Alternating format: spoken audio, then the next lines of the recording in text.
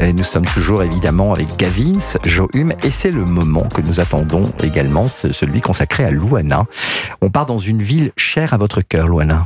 Oui, en fait, on va faire une petite balade à Venise. Alors, moi, je suis romaine, mais ma maman est née et a grandi dans la Serenissima, donc j'étais bercée aux deux cuisines et cultures, romaine et vénitienne. Alors, en dehors justement des monuments historiques et églises, ça, on va laisser Gavin nous en parler un jour.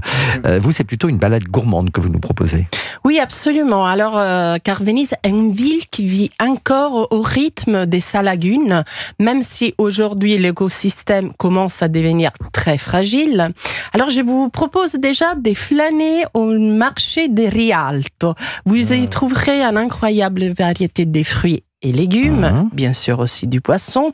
Et ces fruits et légumes sont la plupart provenant d'une île qui est juste en face. C'est-à-dire que si vous êtes à Place Saint-Marc, vous regardez tout au bout, et bien là, il y a une île plate, qui s'appelle, on l'appelle le potager de Venise, l'Orto di Venezia.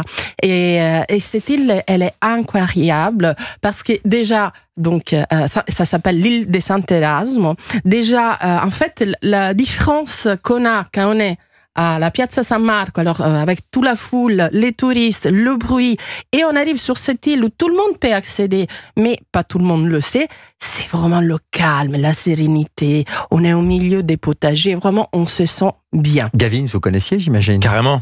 J'aime bien. Alors, ouais. je suis pas allé sur l'île, j'avoue, mais je connaissais. Enfin, je savais une chose que c'était dans laquelle vous n'avez pas, vous n'avez pas été. Sant'Erasmo, je peux vous amener la découvrir. Bien, alors.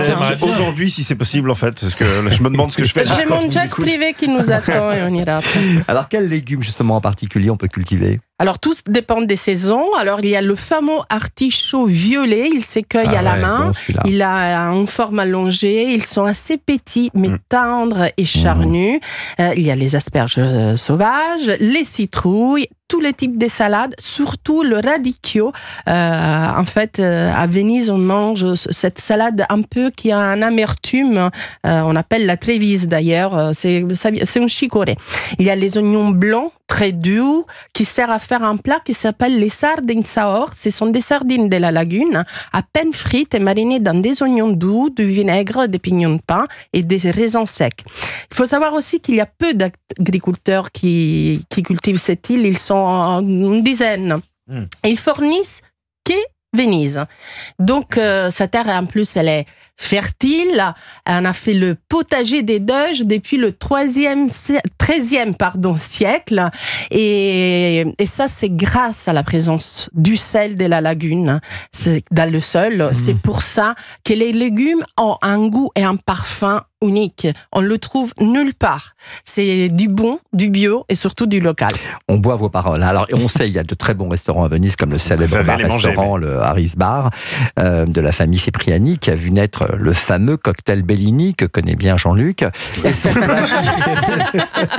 son plat signature, le carpaccio. Mais je sais que vous préférez vous rendre dans un lieu plus privé, Luana. Et oui, vous me connaissez bien. J'aime bien, moi, m'éloigner un peu de la foule et fréquenter, où il y a quand même de la foule, des endroits qui s'appellent à Venise les Baccaro.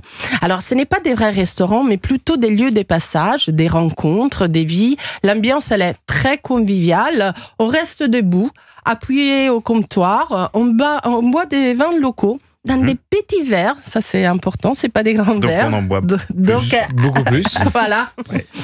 Avec modération. Mais surtout, on y déguste i cicchetti, qui littéralement veut dire petite chose. C'est une sorte de tapas qu'on peut manger à toute heure de la journée, mais surtout, il y en a pour tous les goûts.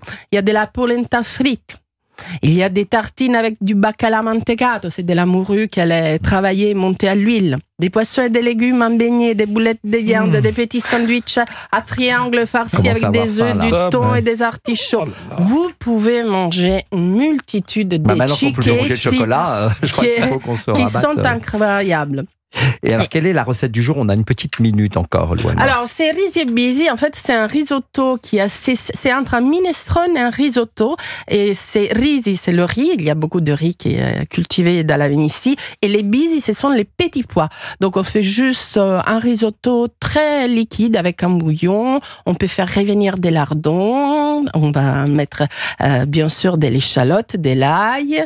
On fait revenir d'abord notre riz. Attention, il doit être translucide avant de rajouter le bouillon qui doit être tiède et non bouillant. Et puis on nourrit le riz. Une fois qu'il est bien cuit, on rajoute les petits pois. C'est la fin en ces moments. Si c'est pas la saison, on prendra des petits pois surgelés. C'est pas grave. C'est un plat réconfortant.